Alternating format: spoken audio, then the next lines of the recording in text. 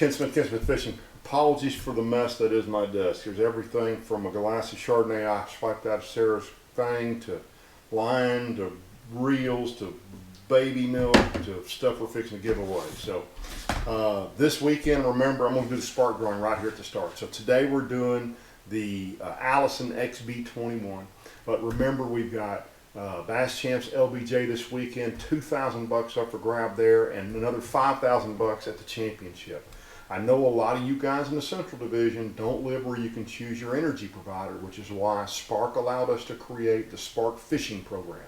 You can go to www.sparkfishing.com and sign up. It's $75 per person, but only one person on your team has to sign up, and you qualify for that $2,000 this weekend, which will be to the highest finishing, top 10 highest finishing Spark Fishing member or Spark Energy customer. There's also the $5,000 championship. There's 9 lakes. We got the big bass tournaments. I'll put a link above to all that. And of course, there's this drawing we do weekly. By the way, Spark, next week we'll have given away $5,000 to you guys. That's 100% to Ken Smith Fishing viewers, because the only people who know about this drawing are you guys. So there you go. So let's do a drawing here. There's something else I want to mention. I can't remember what it is. I'm going to go right to the bottom right there, and I got a couple of names. I'll pull that guy right there, or girl. And that's going to John Little out of Texarkana, Arkansas. So there you go, John. That's somebody who's going to go to River and try to win some money coming out of Arkansas. So that's obviously a guy who joined Spark Fishing. Congratulations. Be looking for a an envelope that says rewards on it. So one other thing I want to mention to you guys. So one of my buddies saw that my scale was very, very inaccurate, and he was really nice and bought me this and sent it to me as a gift. It's a Catch Commander super, super nice scale. And what I've not talked about at all is there's a sale going on at Tackle Warehouse. You guys know Tackle Warehouse supports my channel. And that item is in their upcoming. So they have different sale items every week. So you might start watching that sale, and you might be able to pick this up on a deal. They're about $85 normal. And to that point, I've said this to you guys before. If you will just use one of the links in the description below when you buy anything at Tackle Warehouse, I've got a link right at the top, and if you'll even bookmark that. Anytime you do that, you go through my link, they know you want to support my channel, and they support my channel. So I appreciate that a bunch. You guys have been super about doing that, and that really helps support the channel and lets me do content like boat searches and prop videos and stuff like that. So, all right, speaking of boat searches, let's go now look at the Allison XB21, and I think you're going to find this interesting. I think this will be a 3-parter, so let's go check it out. Hey guys, good morning. Ken Smith Fishing. So there's been really 2 boats we haven't got a chance to look at. The Nitro, which I still hope to look at, and the Allison. And this morning, we're here at Fishing World Performance Boats in Dallas, Texas. And we are going to get to take out an Allison 21 XB. It's got a 254-stroke Mercury. We'll be turning a 28-pitch 4-blade Bravo 1. Remember from our prop video, this is one of those props that doesn't have a diffuser ring on it. It's got, boy, I feel just a tiny, tiny one on there. Nothing compared to the Fury. And this boat's rig ready to roll. Just a smidge over 21 feet. It's got some interesting layout things I'm going to go through here in the shop with you before we carry it to the water, just because it's easier to do. And I want to do some measurements on the boat. So let's do that, and we'll carry it to the water. This is a very, very go fast boat. It's a pretty boat too. But there's some different stuff in it that Lee walked me around just showing me that I want to show you guys. So let's jump up in the boat and check some stuff out. Okay, so I thought before we climbed in the boat I'd measure the front deck. So across there, at the foot pedal, at the pole, excuse me, you'll see it's about 55 inches. So it's one of the more narrow boats. Obviously going to be one of the fastest boats we've looked at. And back deck same way. Back deck's actually wider than I thought it would be. It's I'm gonna call it 74.5 inches across there. But you'll note the way they've configured the back, the car doesn't have a ton of space because they've put this cowling hood back here. Okay, so there you go. And you can access all your pumps right down through there. But what I want to show you is some really interesting stuff inside the boat. And by the way, I'll add the beam in the bottom of the picture right there. I've got the data specifics on the boat. It's got the old man step.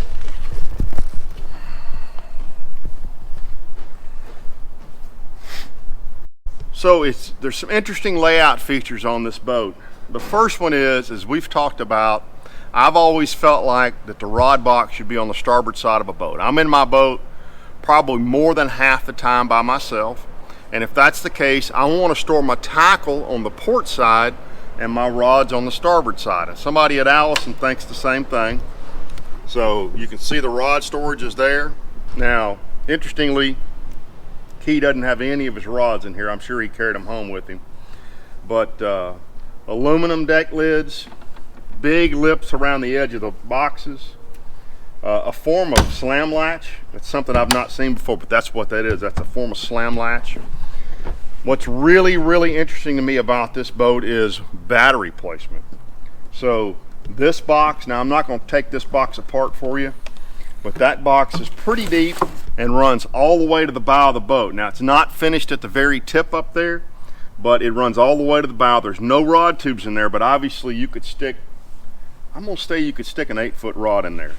But this tray right here, you unscrew that, and there's a set of tracks right here, and that entire tray slides forward, and right there sits under this your trolling motor batteries.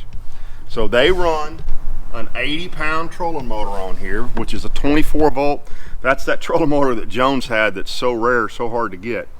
And if you think about it, this boat at 1,450 pounds weighs about what most other manufacturers' 18 and 19 foot boats weigh. So that's probably, I would suspect, plenty of trolling motor on this boat. And I'm assuming, based upon all my reviews, all those prop videos I did, which if you've not seen those, there's a link to them above right there. What they're trying to do is move that weight forward to get this boat to neutral trim. And we're going to see later, this is a very, very fast boat. So that's interesting to me. There's 2 batteries in the front of the boat and only 1 battery in the rear. And I'll show you where that is in just a second.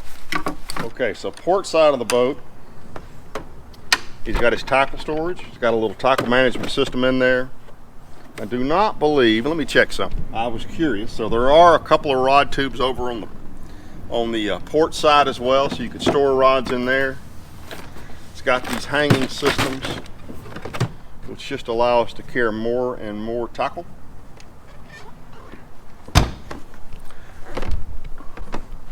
Ice chest right here in the floor. Okay. Got a lip around it so water can't roll in it. It's got a seal around it as well. Glove box here.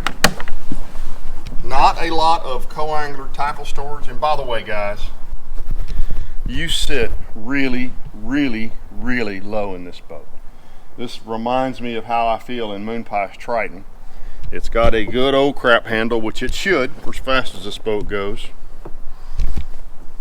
There is not one for your right hand. That's something I would think they probably ought to have for a boat that'll run 80 plus miles an hour. A little bit of storage down here for your co-angler, but again, really only space for a couple of rods over here for a co-angler. You see the cockpit is again tucked in really, really low. Let's see what else we want to look at. Oh, over here, this is neat. You can't see them. If you watch on that Mercury, watch when that light hits it. See, there's a light right there. That is a docking light on a foot switch right there. And there's actually a control over here right there where you can adjust it up and down. That's pretty cool. It's a little bitty, very low dash, but I mean, this is actually at my forehead, so you've got a lot of wind protection right here. There's nowhere to tie your boat up here. You know, that's something I like, especially if you're locking through on a river system. Smart gauges down here. RPM meter here. Can't see your water pressure, you know, again, This is a problem we're having in all of these boats. The more electronics we put in them, the more of our dash we're covering up. Down in there. Now this is actually set up to be a dual live well system in here. One large live well with a divider, but Key likes to pull his out. That's actually smart to put that control right there close. I will say, and by the way, the seats do go up and back. This boat does have one feature I have seen in no other bass boat, which some of our wives might really like. It quite literally has a potty. That's a 5-gallon bucket that you can just lift out, but I mean, it's got a seat right there. So some of us might really like that. It causes you not to have to dangle. It's got very big rear boxes.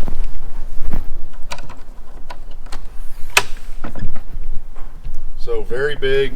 Well, we'll see on the other side. They're actually deep, big boxes. Again, a boat whose one of their biggest concerns is performance, and because of that performance concern, they want the weight in the back of the boat. They want to have a lot of bow lift.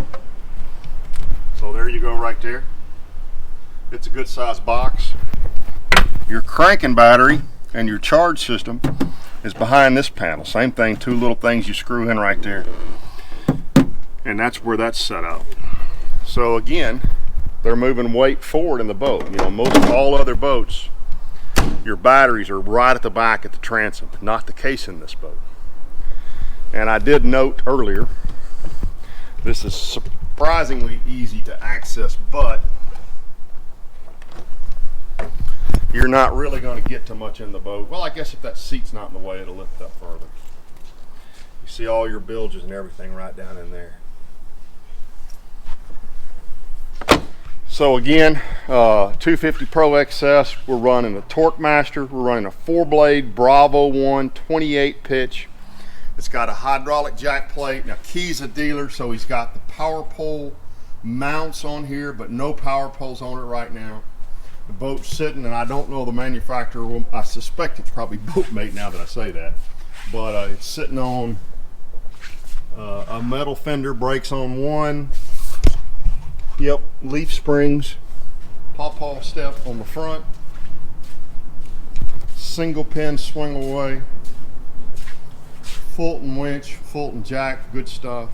Guys, there's one thing I do want to note here. It is a very clumsy angle when you're standing on that step trying to winch that trailer, that boat up on the trailer. You really can't reach down and reach the winch. Just it's odd placement that could be fixed pretty easy. It's a pretty boat. It looks fast sitting still. So I got to run up to a Classic and Sanger and pick something up, and we're going to put it in Ray Roberts, and we're going to take it out and take a spin in it. So let's go check it out. Okay, my initial impression on the boat is it's obviously very fast. I drove it 75 and change right there. I didn't have my cameras up yet. I just wanted to get a feel for the boat before we put cameras up, before I put cameras up.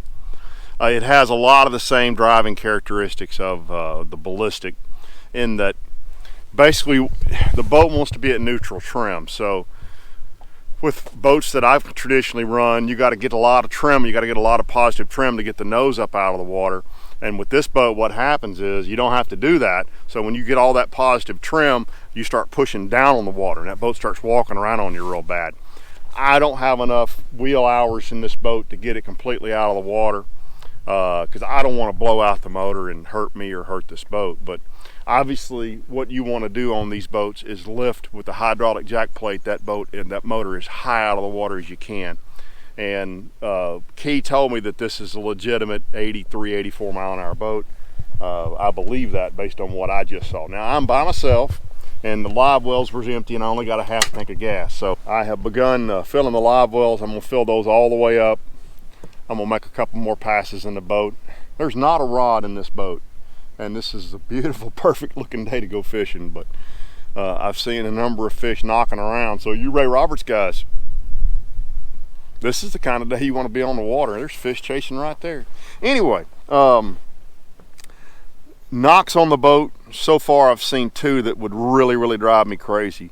I quite literally have to crawl out of the driver's seat. I'm going to show you all that off that back camera here in just a second. And speaking of crawling, the only way to get the plug out of this boat is to literally get on your hands and knees and crawl under the back of the boat. There may be a remote drain plug option on this boat. I'll try to look and see, but if not, that's a design issue. Well, and there's no passenger grab on the right side. It's got a good tool storage spot. I actually kind of like the idea of having a fire extinguisher right out there. I've actually had a boat many years ago catch on fire over me banging an inline battery fuse, putting a battery in. I didn't know it, and it shorted out the next day and caught on fire. That was quite exciting. Let's do the tippy test and see what the boat feels like. Okay, starboard side all the way to the right, about 1.1 degree, and it's actually pretty dang stable right there. Surprising for a boat that light. Now, again, because of the narrowness of the front of the boat, you can't get that far off the center line, right? But about 2 degrees over here. Now remember, in this boat, you've got console on this side, trolling motors in the middle, battery on that side. So the weight should be pretty well apportioned. Distributed, maybe is the right word. And on that side, about 2 degrees it looks like. On this side, it's going to be more. No, not too much, 2 to 3 degrees. It will definitely go back and forth for you if you got to get off the stump.